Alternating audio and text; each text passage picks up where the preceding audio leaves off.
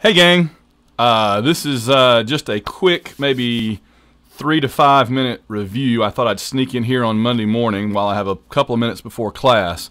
I'm going to try to sneak in little brief reviews, segment videos, just every now and then when I have the chance. And so let's get right to it because this is a very short video. Today I thought I would talk about something that's currently both available in the bookstore and available on television, and that is Hap and Leonard. Here's the book that's currently on being filmed on television right now. Joe Lansdale's Mucho Mojo, a novel of suspense, but it's also a Hap and Leonard story. And Mucho Mojo is currently being shown on television.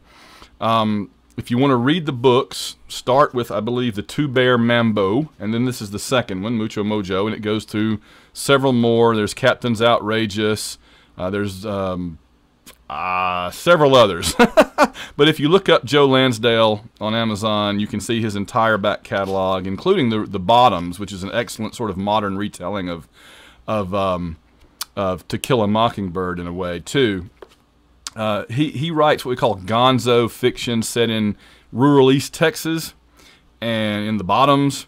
And Hap and Leonard are the most unusual crime-solving duo pretty much ever.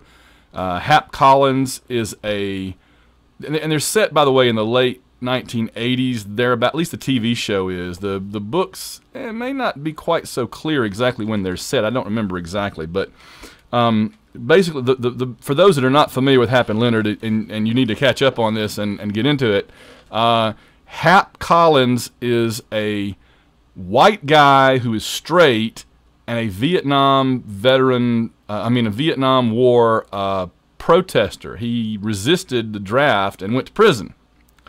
His crime-fighting partner is Leonard Pine, who is an African-American gay man, but much tougher and, big dude than Hap. So they're an interesting opposites, right? They're an interesting combination, and the characters are both so well fleshed out that after just a book or two, you really feel like you know them very well. From Hap's many failed romances to Leonard being a huge fan of vanilla cookies. And by the way, I thought in the books that they meant vanilla cookies. They meant like the cookies that were wafer cookies with vanilla inside. But I'm starting to think on the TV show that they mean vanilla wafers, and they just didn't want to say vanilla wafers, so they said vanilla cookies. But either way, Leonard loves him some vanilla cookies. The first book was done by Sundance TV last year as a probably, I forget how many episodes, not many, 6, 7, 8 at the most episode miniseries. With James Purefoy, one of my favorite actors, as Hap. That was a really strange bit of casting. I never in a million years would have thought of James Purefoy, who was Mark Antony in Rome, right? And he was a serial killer in Kevin Bacon's The Following. I never would have imagined him as a southern country, rural South hick kind of guy, but he pulls it off. He's fantastic.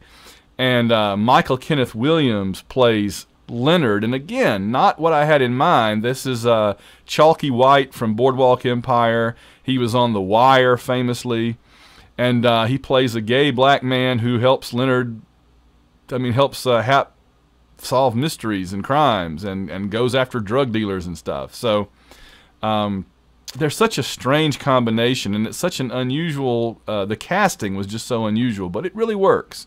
So they're currently doing Mucho Mojo as the second season on Sundance TV.